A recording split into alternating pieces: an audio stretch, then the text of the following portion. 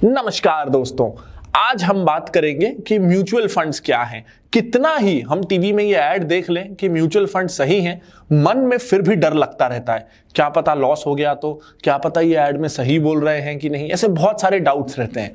ऐसा क्यों होता है? क्योंकि हम में से बहुत लोगों को पता नहीं है कि म्यूचुअल फंड्स हैं क्या और वो कैसे काम करते हैं। सबसे बड़ा डर लोगों को ये रहता है कि म्यूचुअल फंड में लॉस हो गया तो, मेरा पैसा डूब गया तो, क्योंकि शेयर बाजार को तो हमारी फिल्मों ने बहुत बदनाम किया हुआ है।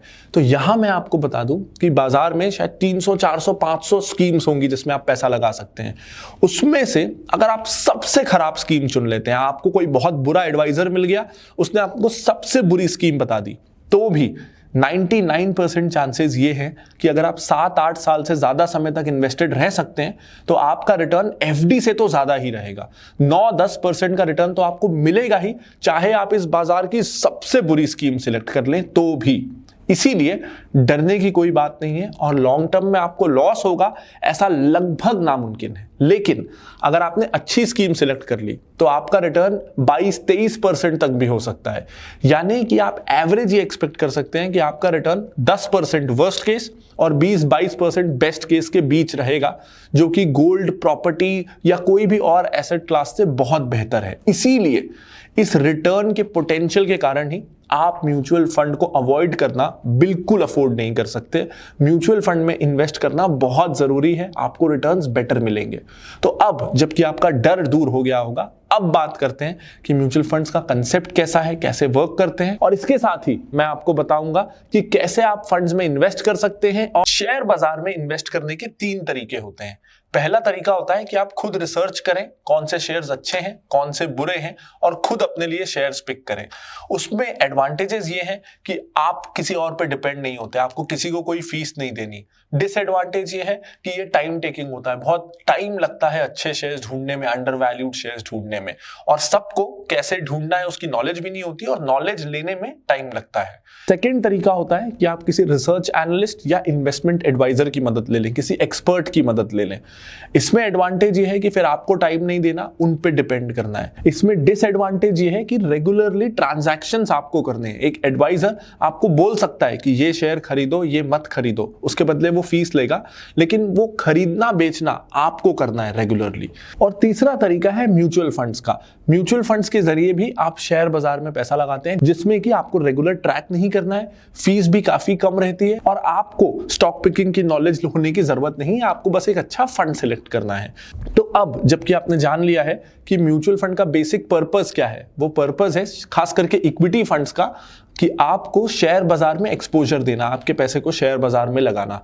अब जानते हैं ये वर्क कैसे करता है।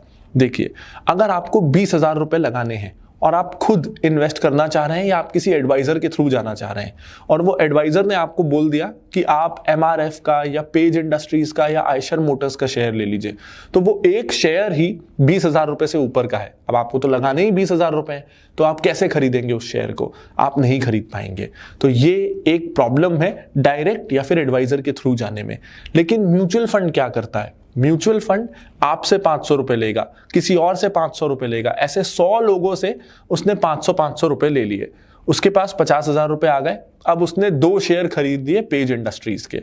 तो अगर आप लोग अकेले होते और आप 500 रुपए लगाते तो आप पेज इंडस्ट्रीज का शेयर नहीं खरीद सकते थे। लेकिन आपके जैसे 100 लोग हो गए तो सबने मिलके 2 शेयर पेज इंडस्ट्रीज के ले लिए, और अब लोग 100 हैं लेकिन शेयर्स 2 हैं, तो वो बटेंगे कैसे? तो इसके बदले म्यूचुअल फंड वो 2 शेयर खरीदता है और आपको वो म्यूचुअल फंड के यूनिट दे देता है। यानी कि मान लीजिए कि 25-25 हजार रुपए के 2 शेयर खरीदे गए, तो 50,000 रुपए टोटल इन्वेस्ट हो गए। अब 100 लोगों ने वो पैसा लगाया था, तो आपको म्यूचुअल फंड 500-500 रुपए का एक यूनिट दे देगा, ताकि आप सब लोग कलेक्टिवली मिलके वो 2 शेयर्स के को होल्डर्स बन गए।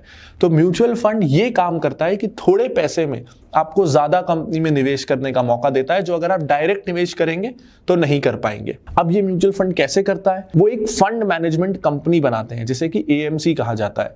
वो कंपनी एक फंड को लॉन्च करती है, फिर लोगों से पैसा मंगाती है कि हमने एक मल्टी कैप फंड लॉन्च किया है, यानी कि हम हर तरह की छोटी, बड़ी, मीडियम साइज की कंपनियों में इन्वेस्ट करेंगे, हमारे पास ये एक्सपर्ट हैं जो आपका पैसा मैनेज करेंगे, इनका ये ट्रैक रिकॉर्ड है, हम आपको ये विश्वास दिलाते हैं कि हम आपको अच्छा रिटर्न लाके देंगे, आप आइए और अपना पैसा हमको दीजिए।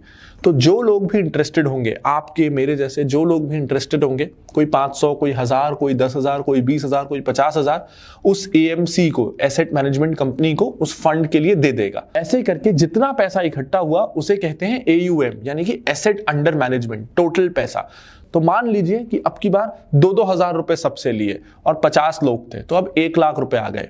तो अब वो AMC एक फंड मैनेजर अपॉइंट करती है जो कि एक एक्सपर्ट होता है शेयर्स को पिक करने में।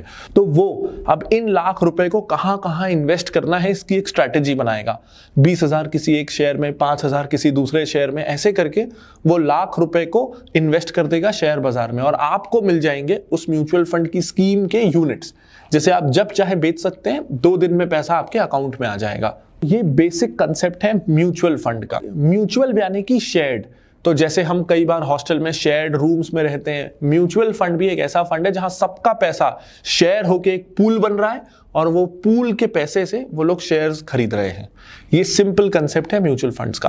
अब जानते हैं एडवांटेजेस और डिसएडवांटेजेस।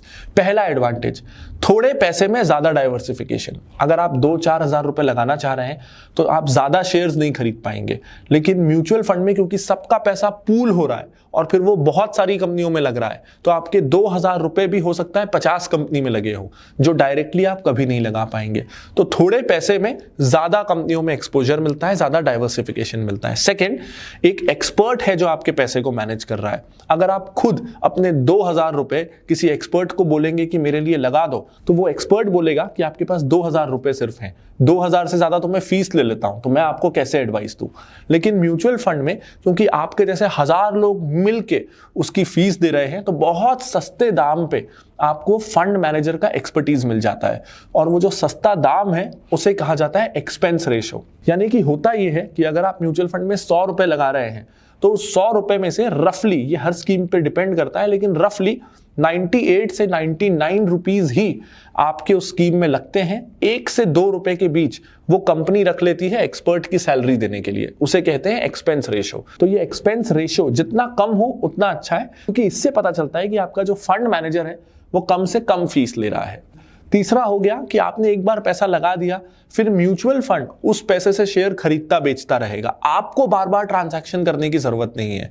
तो आप अपनी जिंदगी आराम से जी सकते हैं बिना ये चिंता किए कि कौन सा शेयर खरीदना है, कौन सा बेचना है। चौथा, आपने SIP के बारे में सुना होगा। एक बार आप बैंक में मैंडेट सेट कर दीजिए कि आपके अकाउंट से हर महीने 1,000 रुपए, 2,000 रुपए, 5,000, आप जितना चाहें उतने कटते रहें और स्कीम में लगते रहें। तो हर महीने भी आपको मैन्युअली कुछ नहीं करना है। SIP आपने डाल दिया, सैलरी में आप जितना बचाते हैं उसे इन्वेस्ट करते रहिए, ऑटोमेटिक आपके बैंक से कटता जाएगा। आप जब चाहें SIP रोक सकते हैं, जब चाहे बढ़ा सकते हैं, कम कर सकते हैं।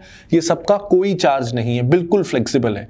और मान लीजिए आपकी SIP चल रही है लेकिन अकाउंट में पैसे नहीं है, तो SIP बाउंस हो जाती है। तो इसमें कई लोग डर जाते हैं, लेकिन डरने की कोई बात नहीं है। ये चेक बाउंस जैसा बिल्कुल नहीं है। आपकी SIP कितनी भी बार बाउंस हो, 5-10 रुपए कुछ बैंक मैंडेट का चार्ज लगता है, इसके अलावा कोई और नुकसान